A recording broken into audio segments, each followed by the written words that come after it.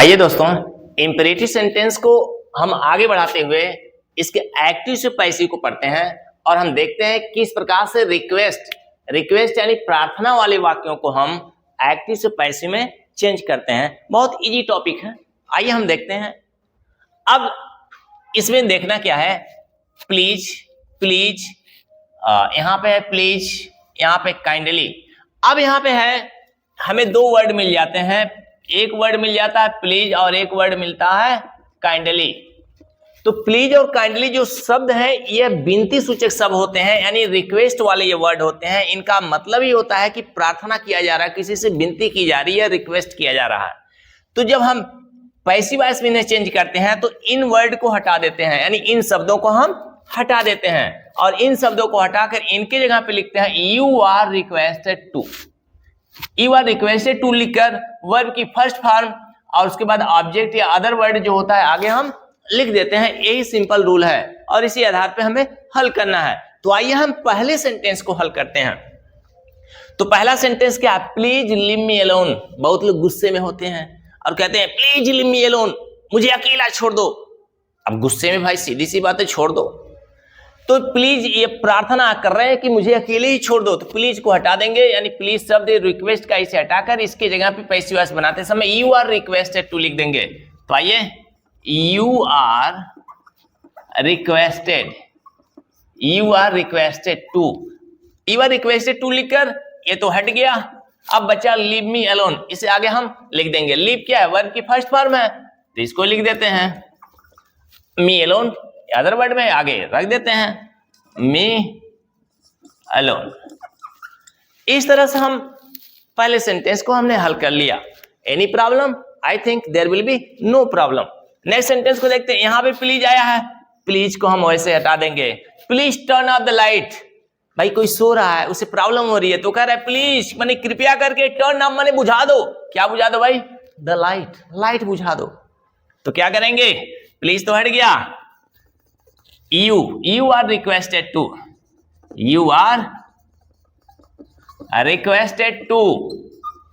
turn off the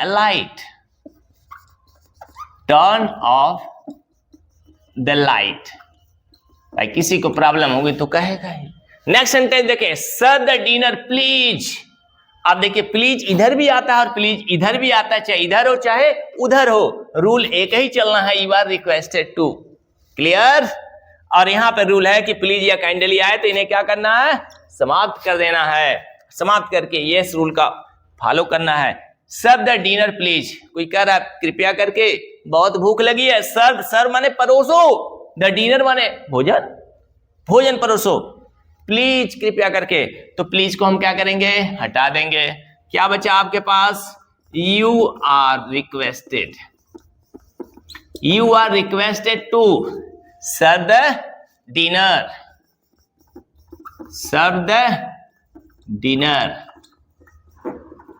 इस तरह से मैंने इस सेंटेंस को भी हल कर लिया।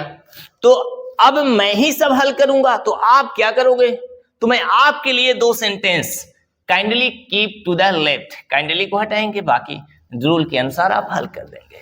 Next sentence, please do it now, कृपया इसे करो। कब करो? अभी करो। फिर यहाँ पे नेक्स्ट सेंटेंस है, please walk on the right, कृपया दाएं साइड में चलो। यह सेंटेंस एग्जाम में कई बार पूछ चुका है, ध्यान देना। इसमें सभी इंपॉर्टेंट क्वेश्चन को मैं रखा हूं, सभी एक्टिव पैसिव वॉइस इंपॉर्टेंट है, तो यह कई बार पूछ चुका है, इसलिए मैं कर रहा हूं, हाईलाइट कर रहा हूं। तो इन तीनों वाक्यों को आप हल करोगे, हल करके कमेंट बॉक्स में लिखो। मैं देखता हूं आपके पास भी पावर है कि नहीं, कितना समझ पाते हो। तो आइए, ये तो मैंने अफर्मेटिव सेंटेंसों को मैंने देखा। अब इसके बाद आगे बढ़ते हैं, निगेटिव सेंटेंस की तरफ आगे बढ़ चलते हैं हम। आइए हम इन निगेटिव सेंटेंस को भी हल कर लेते हैं और देखते हैं कि इन निगेटिव सेंटेंस को भी एक्टिव से पैसिव वॉइस में कैसे चेंज करते हैं।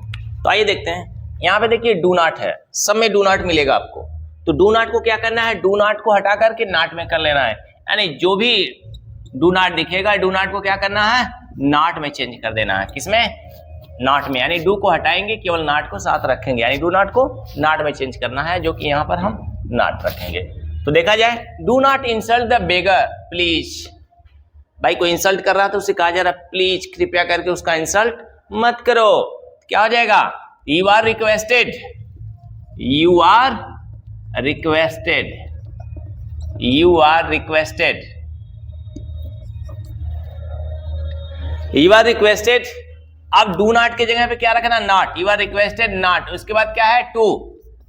You are requested not to insult, यानी वर्ब की, सॉरी वर्ब की फर्स्ट फॉर्म रहेगी। You are requested not to insult, insult the beggar. किसका? बेगर। अब प्लीज जो है प्लीज समाप्त हो जाता है, आपको पहले ही बताया चुका है। जितने भी प्रार्थना सूचक शब्द है उन्हें हम हटा देते हैं। You are requested not to insult the beggar. Next sentence को देखेंगे, please do not sit here. आप प्लीज यानी यहां पर मत बैठो, please do not sit here, कृपया करके यहां मत बैठो। क्या हो जाएगा? You are requested, you are requested, do not के जगह पे केवल नॉट रखेंगे। You are requested not to sit, not to sit here, you are requested not to sit here. इस सेंटेंस को देखिए, please do not touch the naked. Naked माने होता है नंगा, नेकेड माने क्या होता है? नंगा। वायर मीन्स क्या होता है? तार। तो क्या कहा जा रहा है? Please do not touch the naked wire. नंगा तार छूने से क्या होगा? सोच लो। तो क्या हो जाएगा इसका? You are requested, you are requested, और डू नॉट है, डू नॉट के लिए हम केवल नॉट रखेंगे। You are requested not to touch, not to touch the naked wire, the naked wire. You are requested not to touch the naked wire. इस sentence को भी देख लीजिए, kindly do not insult the, sorry insult her, kindly do not insult her.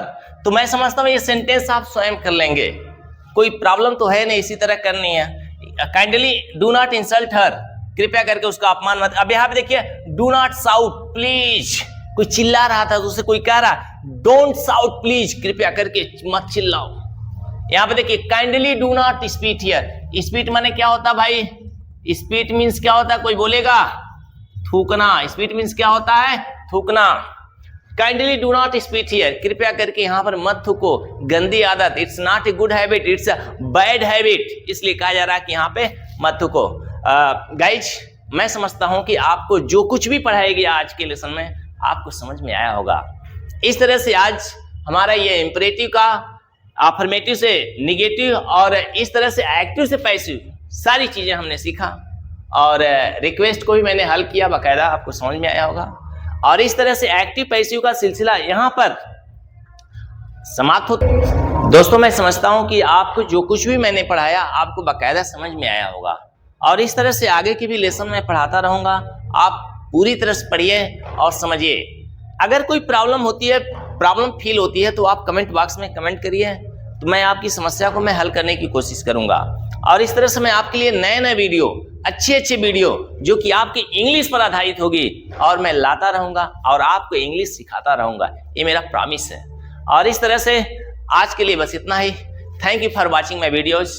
Bye.